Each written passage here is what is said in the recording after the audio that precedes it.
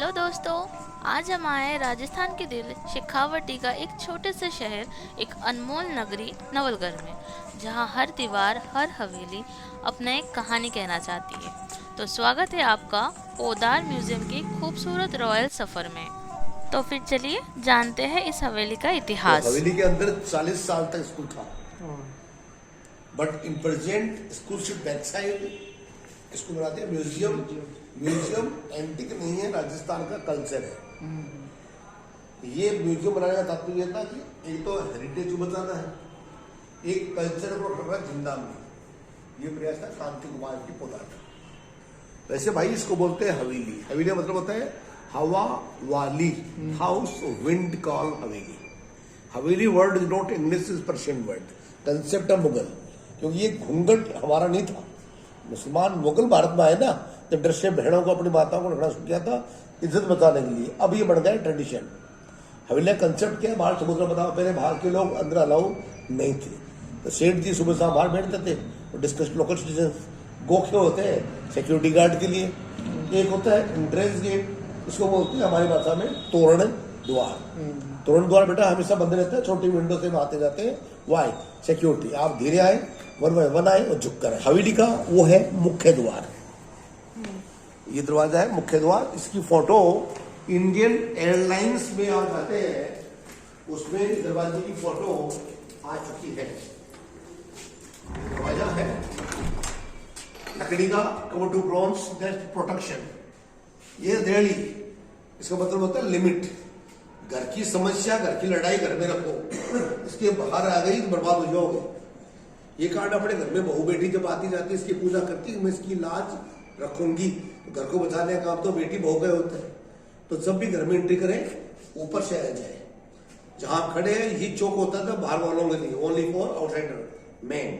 Second code और women family. दीवानी खास, दीवानी आम। That side open courtyard, nohra for toilet or animals. This is the concept of hवेली. Important fresco painting. Painting में दो method होते हैं बेटा, आला गिला पद्धति, सूखी पद्धति। फ्रेस्को बोनो, फ्रेस्को सूखो। प्लास्टर गीला है, उसमें पिक्चर बनाओगे फिलिप कलर, तो colour is absorbed in line, that is fresco. If you made on dry, it called murals. यहाँ देखो ट्रेन बनी है, because 1902 this region not train I 1922 के बाद। तो हमें दिखाने के लिए ट्रेन कैसी होती है, आर्टिस्टमेंट Bombay look train painted there. ऊपर त्योहार है, तीज का त्योहार। ये महाभारत में कौरव एंड पांडवों ने जुआ खेला था।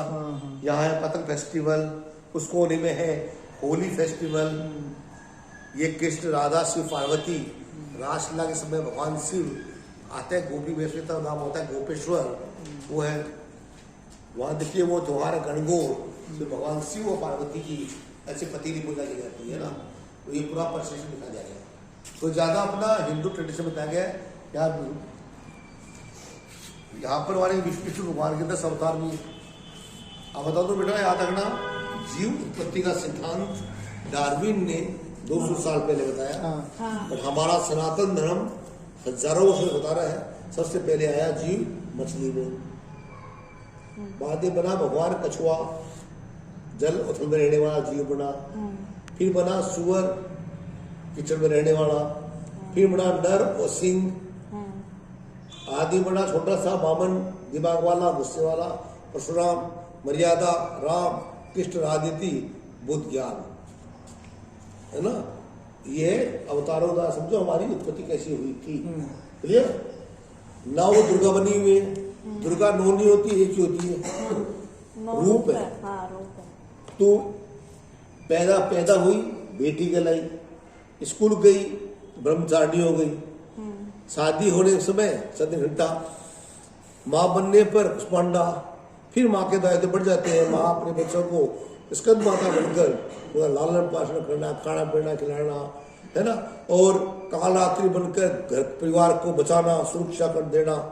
फिर अंत में सिद्धदात्री बनकर सबको आशीर्वाद देना। यह है नवरूप। ठीक है बेटा।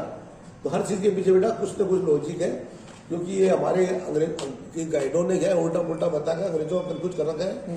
ये 33 करोड़ देवी देवता, 33 करोड़ नहीं है, 33 कोटि है।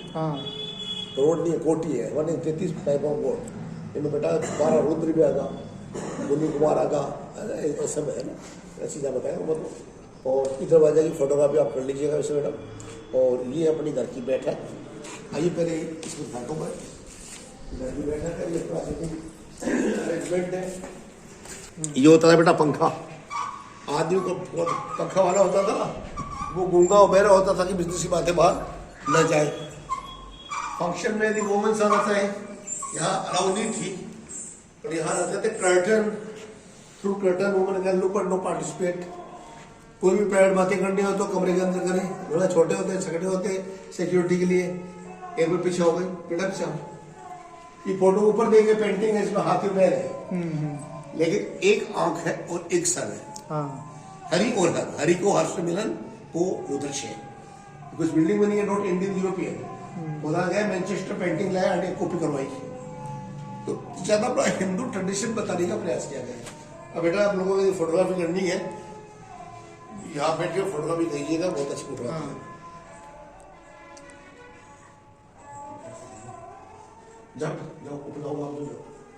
लाओ। ये म्यूजियम एक हवेली में स्थित है जिसे पोदार परिवार ने बनवाया था। यहाँ आपको मिलेगी 100 साल से भी पुरानी पेंटिंग्स, शेखावटी के रजवाड़ों के कॉस्ट्यूम्स, पुराने हथियार और अनमोल कलाकृतियाँ। इस म्यूजियम की दीवार पर बने हैं रंग बिरंगी फ्रेस्को पेंटिंग्स जो बहुत ही शानदार है। इनमें राजपूत और मुगल कला का भी एक अनोखा संगम दिखाते हैं। म्यूजियम के अंदर है भित्ति चित्रियाँ। यहाँ वॉल पेंटिंग्स इतनी जीवंत है कि लगता है जैसे पुराना इतिहास आंखों के सामने जी उठा हो। तो अभी हम मुख्य दरवाजे से हवेली के अंदर जा रहे हैं, जहाँ पर छोटे छोटे रूम्स बने हुए हैं जिसमें राजस्थान के इतिहास को दिखाया गया है। जैसे कि आप देख रहे हैं, मिट्टी से बने हुए कुछ बर्तन और राजस्थान के औरतों के द्वारा पहने जाने वाले कई तरीके के आभूषण। हवेली की दीवारों पर कई प्रकार के फ्रेस्को पेंटिंग्स दिखने को मिलेगा आपको।